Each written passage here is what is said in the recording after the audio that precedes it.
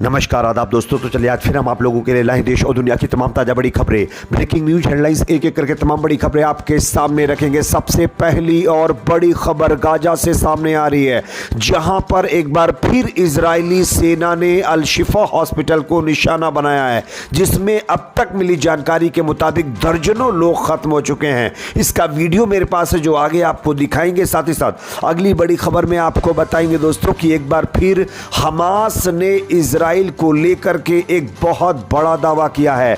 Hamas के लड़ाकों ने हमास की तरफ से कहा गया है कि हमास के लड़ाकों ने पिछले 48 घंटों के दौरान इजरायली टैंकों की एक पूरी बटालियन को खत्म कर दिया है। इसकी भी जानकारी आगे आपको देंगे। साथ ही साथ अगली बड़ी खबर में आपको बताएंगे दोस्तों कि लेबनान से हिजबुल्लाह का बहुत बड़ा ऐलान। इजराइल को मकड़ी के जाल से भी कमजोर बताते हुए हिजबुल्लाह ने एक बार फिर इजराइल के खिलाफ बड़ा ऐलान कर दिया है। क्या ऐलान है इसकी भी जानकारी आगे आपको देंगे। साथ ही साथ अगली बड़ी खबर में आपको बताएंगे दोस्तों फलस्तीन के समर्थन में हॉलीवुड की बड़ी एक्ट्रेस एंजेलिना जोली का बहुत बड़ा बयान। एक बार फिर एंजेला जोली ने जो है फलस्तीन के लोगों की आवाज उठाई है। क्या कुछ उन्होंने कहा है ये आगे आपको सुनाएंगे। साथ ही साथ अगली खबर में आपको बताएंगे दोस्तों कि अब इजराइल ने गाजा में इतनी सब क्रूरता करने के बाद फिलिस्तीनी जो है श्रमिकों को लेकर के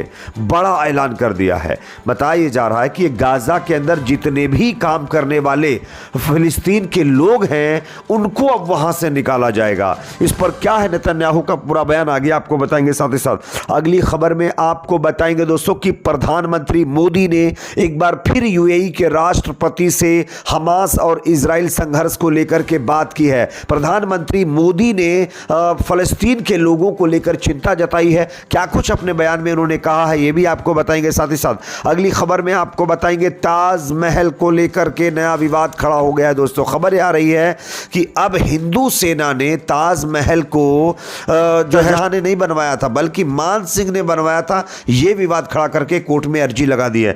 किस तरह से इसकी भी जानकारी देंगे उससे पहले एक छोटी सी रिक्वेस्ट करेंगे दोस्तों, अगर आपको भी लगता है कि गाजा फलस्तीन के अंदर इजराइल लगातार तमाम ह्यूमन राइट्स जो कानून होते हैं उनका उल्लंघन कर रहा है और इस पर इंटरनेशनल कोर्ट में इजराइल के खिलाफ कार्रवाई होनी चाहिए, तो इस पर कमेंट सेक्शन में अपना फीडबैक जरूर दीजिए। वीडियो को ज्यादा से ज्यादा लाइक करिए, शेयर करिए, चैनल पर नए तो सब्सक्राइब जरूर कर लीजिए। बात करेंगे पहली और बड़ी खबर की। स्क्रीन के ऊपर जो वीडियो आप लोग देख रहे हैं ये वीडियो दरअसल इजराइल ने जो एयर स्ट्राइक अल शिफा हॉस्पिटल पर की है वहां का बताया जा रहा है। आप देख सकते हैं रोते बिलखते लोग, सिसकियों के साथ जो है किस तरह से एक महिला रो रही है।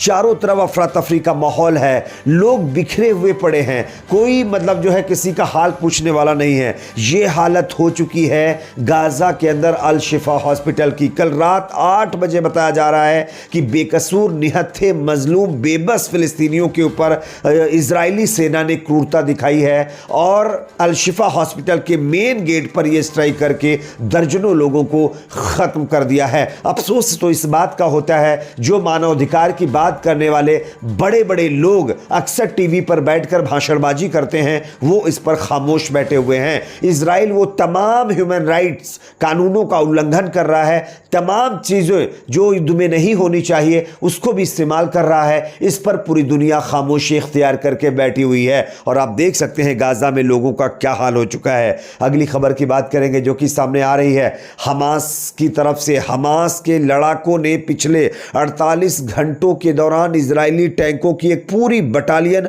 और कई टैंकों को पूरी तरीके से खत्म करने का दावा किया है। मैं आपको स्क्रीन के ऊपर खबर भी दिखा रहा हूं, आप इस खबर को देख सकते हैं। हमास की तरफ से एक बयान जारी करते हुए कहा गया कि 48 घंटे के दौरान इजरायली टैंकों की एक पूरी बटालियन जो है नष्ट कर दी गई है।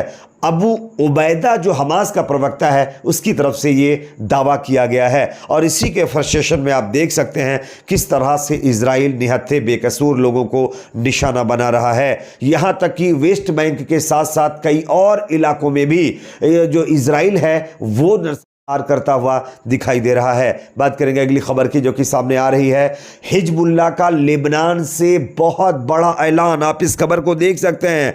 मकड़ी के जाल से भी कमजोर इजरायली सेना है। जंग को हिजबुल्लाह चीफ ने कहा धर्मयुद्ध, मुस्लिम देशों के संगठनों पर भी उन्होंने जो है एक बयान दिया है। दरअसल जिस तरह से हमास के नाम पर इजरायली सेना लगातार जो है फलस्तीन के अंदर क्रूरता दिखा रही है, इसको लेकर जहां एक तरफ पूरी दुनिया खामोश है तो वहीं हिजबुल्लाह के संगठन ने खुल करके इजराइल के खिलाफ जंग का ऐलान किया है। इसी बीच आजकल जो है इजराइल के खिलाफ जो है और हिजबुल्लाह का एक बहुत बड़ा यानी कि सभा होने वाली थी। उसी सभा में हिजबुल्लाह ने यह स्पष्ट कह दिया है कि वो फ़लस्तीन के लोगों की प्रोटेक्शन के लिए, उनके इंसाफ के लिए इजराइल के ऊपर जो कार्रवाई कर रहा है वो लगातार करता रहेगा। साथ ही साथ हिजबुल्लाह जो तमाम मुस्लिम कंट्रियां हैं जो अभी तक फ़लस्तीन की आवाज़ उठाने से बच रहे हैं या फ़लस्तीन पर खामोशी इख्तियार करके बैठे हुए हैं, उन पर भी भड़के और उन्होंने स्पष्ट कहा कि ये लोग सिर्फ बड़ी बड़ी बातें कर सकते हैं, इनकी हिम्मत नहीं है आकर के